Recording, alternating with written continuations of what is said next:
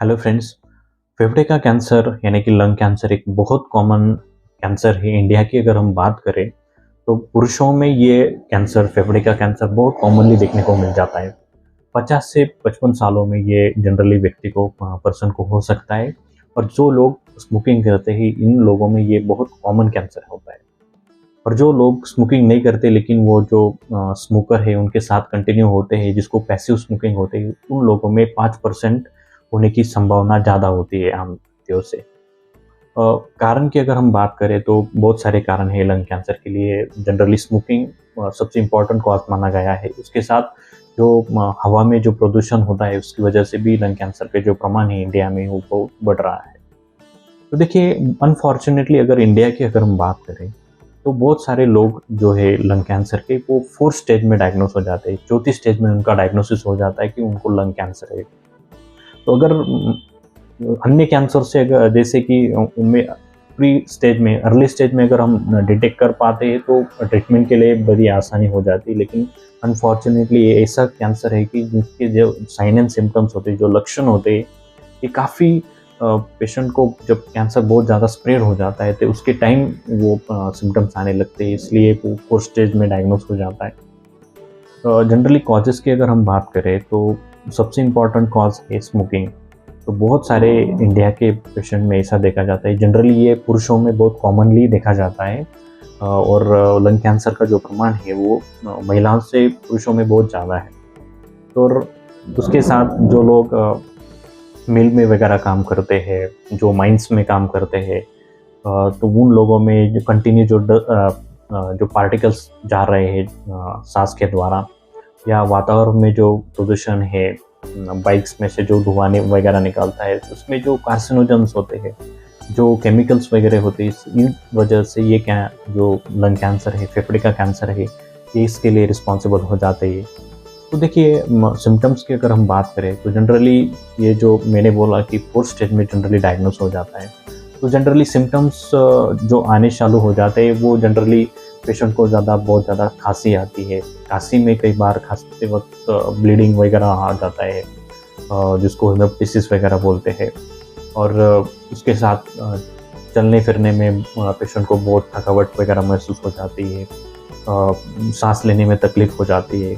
कई बार पेशेंट का वजन कम होता जाता है, भूख लगनी कम हो जाती है। तो ये जनरली सिम्टम्स पेशेंट में देखने को मिल जाते हैं। और एक स्टेज ऐसे आती है कि पेशेंट पूरा टोटली एग्जॉस्ट हो जाता है, बहुत ज़्यादा ब्लीडिंग खांसते वक्त, खांसी आते टाइम पे होने लगती है पेशेंट को। और जब हम एक्सरे वगैरह पेशेंट के करते हैं तो उसमें जनरली वो ट्यूमर्स वगैरह पेशेंट के लंग्स में, फेफड़े में देखने को मिल जाते हैं।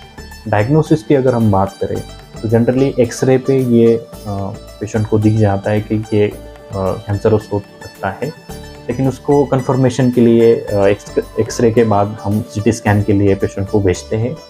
और सीटी स्कैन में ये पूरा कौन से एरिया में लंग कैंसर के जो लीजन्स है फेफड़े में वो देखने को मिल जाते हैं। इसके बाद जो बायोप्सी हम बोलते हैं, यानी कि लंग का कोई जो फेफड़े का टुकड़ा निकाला जाता है, वो फर्दर इन्वेस्टिगेशन के लिए और मॉलिक्यूलर स्टडी के लिए भेजा जाता है। उसके बाद का जो इन्वेस्टिगेशन होता है इसको पेट स्कैन बोलते हैं। तो कई बार क्या होता है लंग कैंसर में जो मेटास्टेसिस हम जिसको बोलते हैं, यानी कि शरीर के विभिन्न अंगों में ये स्प्रेड होने लगता है, जैसे कि ब्रेन में हो गया, लिवर में हो गया, या बाकी कुछ बोन्स में वगैरह इन ऑर्गन में ये फैल सकता है।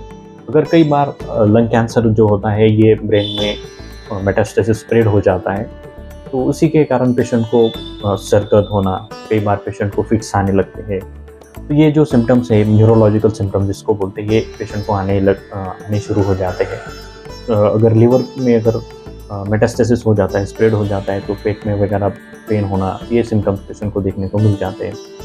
तो देखिए, ट्रीटमेंट की अगर हम बात करें तो जनरली इसके लिए अगर पेशेंट को फॉर्चुनेटली अगर पेशेंट को अर्ली स्टेज में ये डायग्नोस हो जाता है, यानी 1st या 2nd स्टेज में, और मेटास्टेसिस नहीं है, यानी कि शरीर के किसी अंग में ये स्प्रेड नहीं हुआ है, तो सर्जरी के बाद रेडिएशन ये सबसे अच्छा ट्रीटमेंट हम जिसको बोल सकते हैं। और रिकवरी भी पेशेंट की अच्छी हो जाती है। लेकिन अगर पेशेंट को 4th स्टेज में अगर डायग्नोस हो रहा है तो जनरली ये कई बार दिक्कत हो सकती है। इसके लिए केमो रेडिएशन जनरली इस्तेमाल करते हैं, लेकिन बहुत बार केमो रेडिएशन के साइड इफ़ेक्ट्स पेशेंट को हो जाते हैं। तो होम्योपैथी में बहुत सारे ऐसे मेडिसिन्स हैं जो कि लंग कैंसर के लिए और पेशेंट की जो सिम्टम्स है वो कम करने के लिए बहुत कारीगर साबित हुए हैं। और जो उसके साथ जो हमें केमोथेरेपी या रेडिएशन के जो साइड इफ़ेक्ट है वो कम करने के लिए और पेशेंट की जो इम्यूनिटी है वो स्ट्रेंथनिंग करने के लिए होम्योपैथी बहुत इम्पॉर्टेंट है।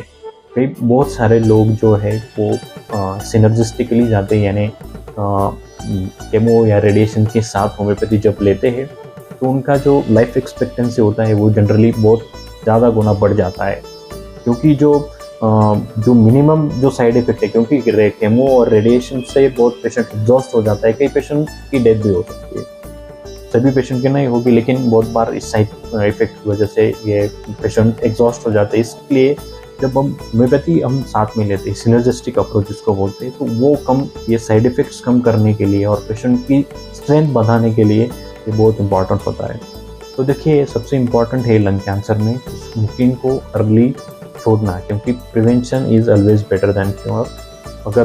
क्योंकि डायग्नोसिस जो लंग कैंसर का है वो जनरली 4th स्टेज में इंडिया में हो जाता है, इसलिए जो लोग स्मोकिंग कर रहे हैं वो आप उनको एडवाइस कीजिए कि वो जो स्मोकिंग है आज ही छोड़े, तो वो आगे आने वाले जो उनको कॉम्प्लिकेशंस है उसको हम डेफिनेटली रोक सकते हैं।